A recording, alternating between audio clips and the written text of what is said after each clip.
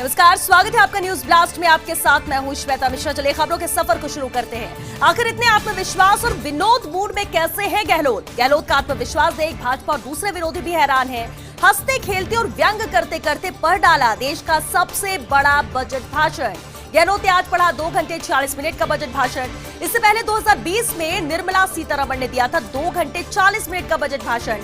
सचमुच राजस्थान के बजट इतिहास में अब हमेशा याद रहेंगे गहलोत। जिस तरह से एक लंबा बजट भाषण जो उन्होंने पढ़ा, पुराना रिकॉर्ड भी उन्होंने तोड़ा है। और सवाल ये कि आखिर इतने आत्मविश्वास और विरोध मूड में कैसे रहते हैं अशोक गहलोत? गहलोत का आत्मविश्वास देख भाजपा और दूसरे विरोधी भी हैरान रह गए। हंसते खेलते और व्यंग करते करते आज पढ़ डाला देश का सबसे बड़ा बजट भाषण।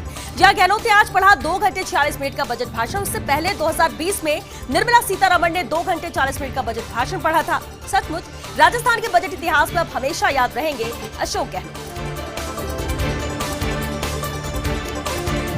बजट में गहलोत की 11 बड़ी घोषणाएं। प्रतियोगी परीक्षा देने वाले विद्यार्थियों को रोडवेज में मुफ्त यात्रा। 50 लाख तक के फ्लैट पर स्टाम्प ड्यूटी 6% से घटाकर 4% की गई है। 4 दिवंगत विधायकों के नाम पर खोले जाएंगे नए गर्ल्स कॉलेज। तो वहीं नए वाहनों के साथ फिर शुरू होगी ग्रामीण बस सेवा भी। इधर शहरी क्रेडिट कार्ड की घोषणा। बेरोजगारों को ब्याज फ्री लोन मिलेगा। तो वहीं ठड़ी ठेले लगाने वालों को 1-1 हजार रुपए की मदद भी यहां पर दी जाएगी। कोई नया टैक्स नहीं है, बल्कि विभिन्न टैक्स मदों में 910 करोड़ की राहत यहां पर रहेगी। महिलाओं को फ्री सैनिटरी नैपकिन देने की भी घोषणा आज के बजट में की गई है। तो वहीं कोरोना काल में रोकी गई सरकारी कर्मचारियों की 1600 करोड़ की सैलरी रिलीज करने की भी घोषणा की गई।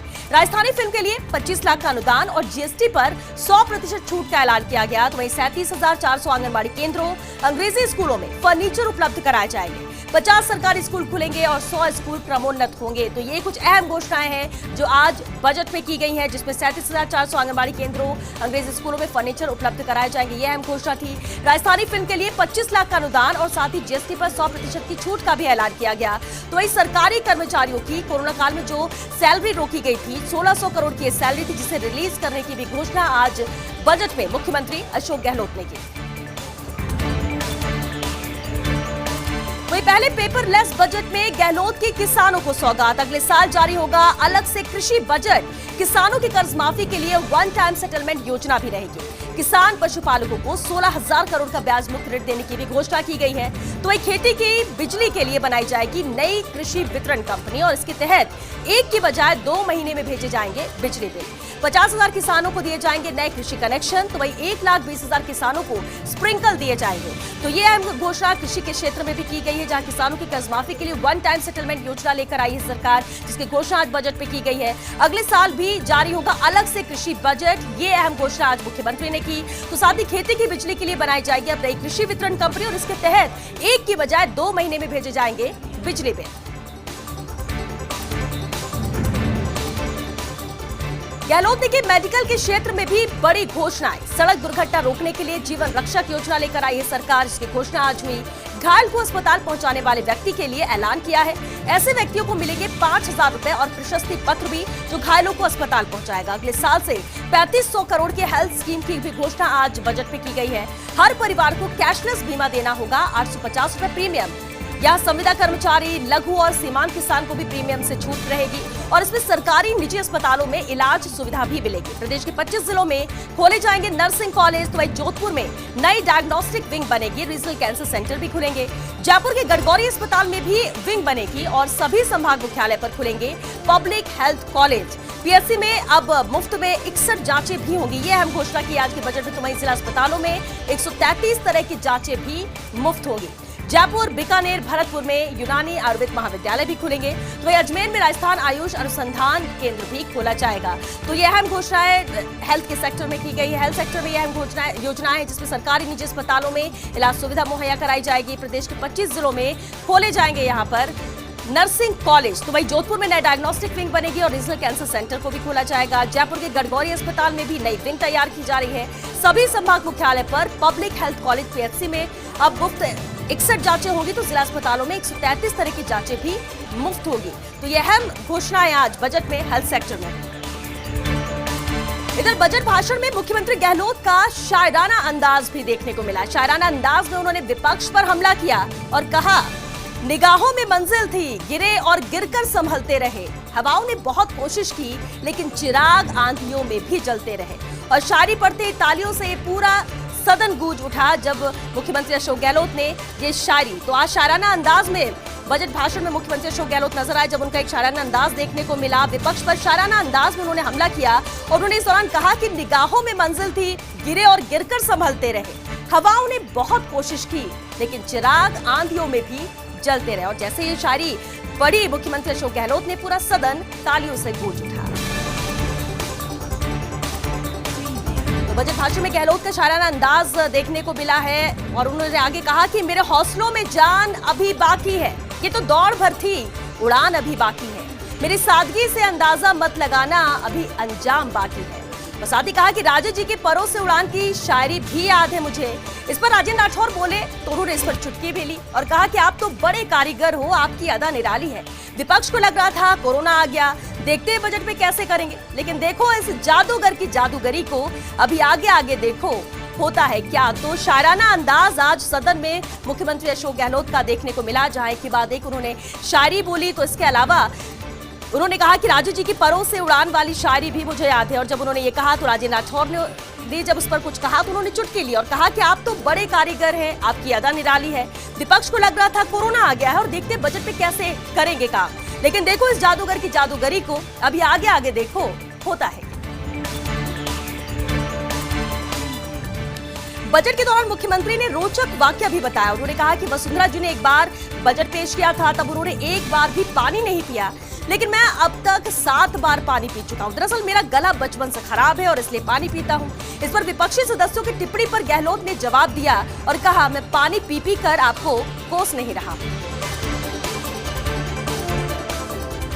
वही बजट भाषण के बीच में गहलोत ने चुटकी भी ली। भाजपा के दिल्ली नेतृत्व पर उन्होंने चुटकी ली और कहा, प्लीज दिल्ली को समझाओ। मैं तमाम विपक्षी सदस्यों से कहना चाहता हूं, प्रेम, मोहब्बत, सद्भावना से देश चलता है, नफरत और गुस्से से देश नहीं चलता। लोकतंत्र में असहमति का भी स्थान होता है। वो देशद्रोही नहीं, वो भी आपके देश के नागरिक हैं।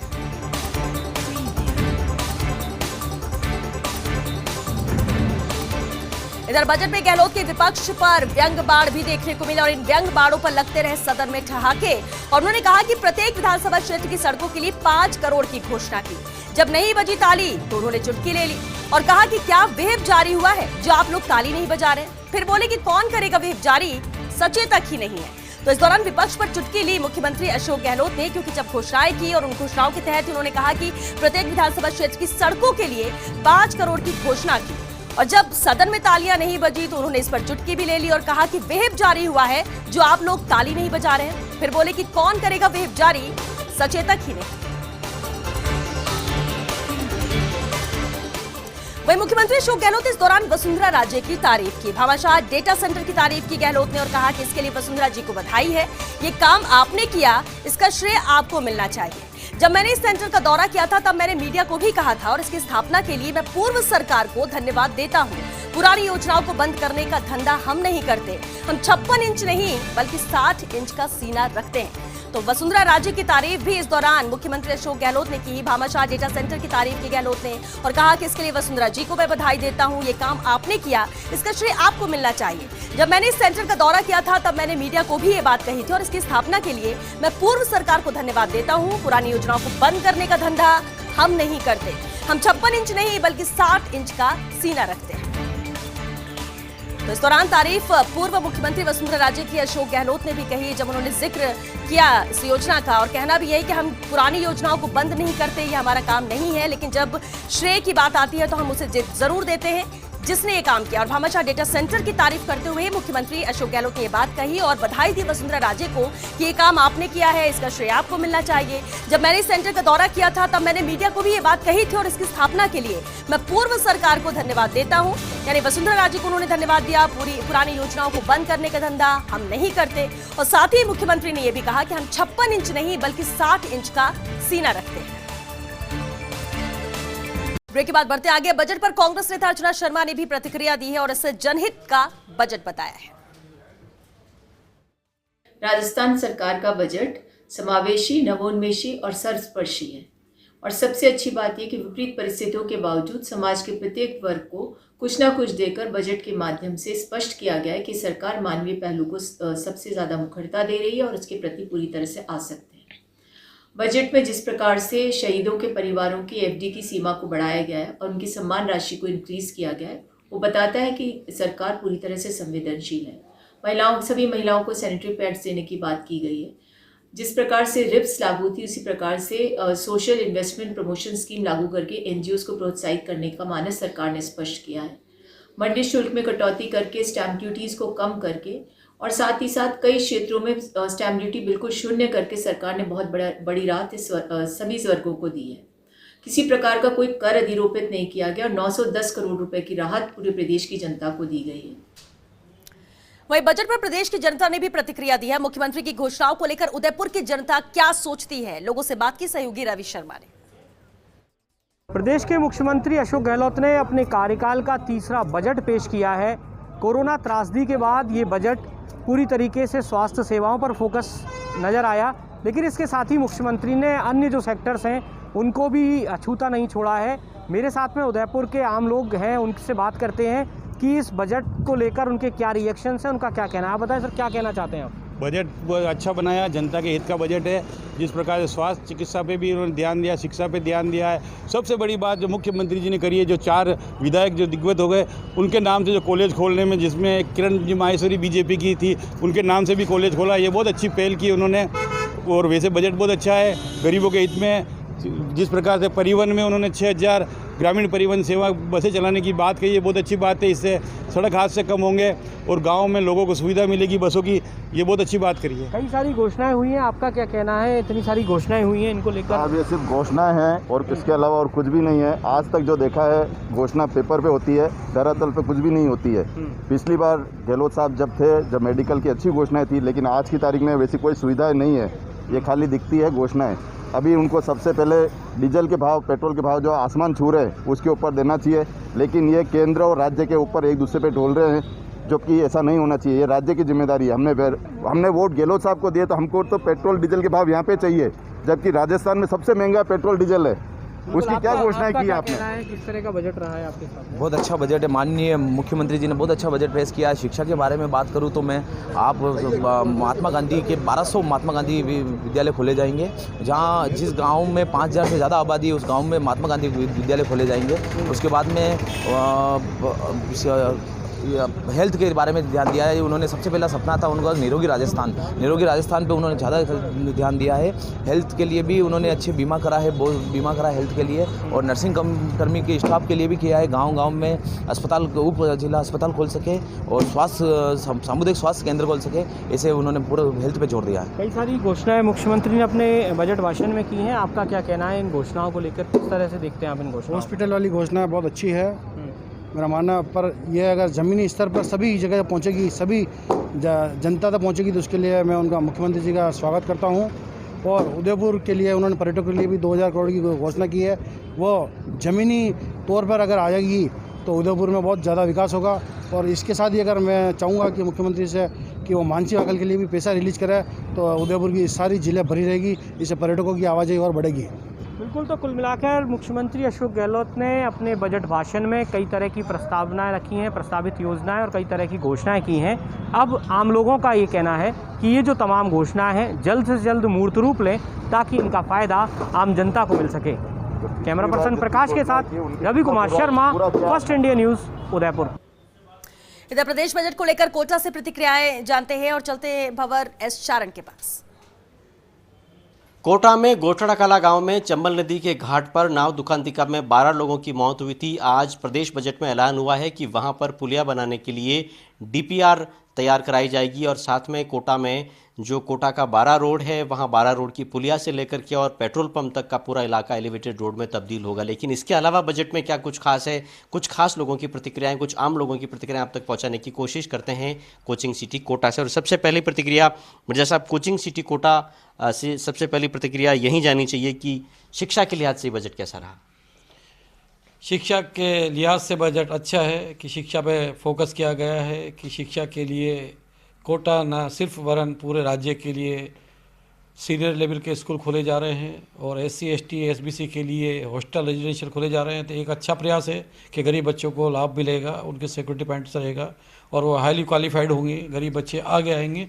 ये समाज के लिए अच्छी बात है। और भी गवर्नमेंट कोशिश कर रही है कि जिले लेवल पर जहाँ जहाँ नर्सिंग कॉलेज नहीं है, मेडिकल को अवेयर किया, फोकस किया कोविड को बचाने के लिए कि टीम तैयार हो। तो हर जिले लेवल पर जहाँ नर्सिंग कॉलेज नहीं है वहाँ पर 23 जिलों के अंदर नर्सिंग कॉलेज खुलेगी और उसको भी पीछे यही मोटो हो कि कोविड जो आज आया है उसको रोकथाम के लिए हम अपनी टीम को बड़ी कर सकें, बच्चों में अवेयर कर सकें ताकि वो खुद घर जन जन जाता कर अच्छा प्रयास कर सकें। कोरोना ने जिस तरह से दम निकाला था समाज से लेकर सिस्टम तक, आपको क्या लगता है राजस्थान का ये बजट उसके लिए कितनी दवाई देने का काम कर पाया? कोरोना के बाद ये पहला बजट है और राजस्थान सरकार में वित्त मंत्री के रूप में मुख्यमंत्री ने जो बजट पेश किया है उसमें महिला सशक्तिकरण के लिए 100 करोड़ रुपए, निरोगी राजस्थान के लिए 600 करोड़ रुपए का प्रावधान किया है।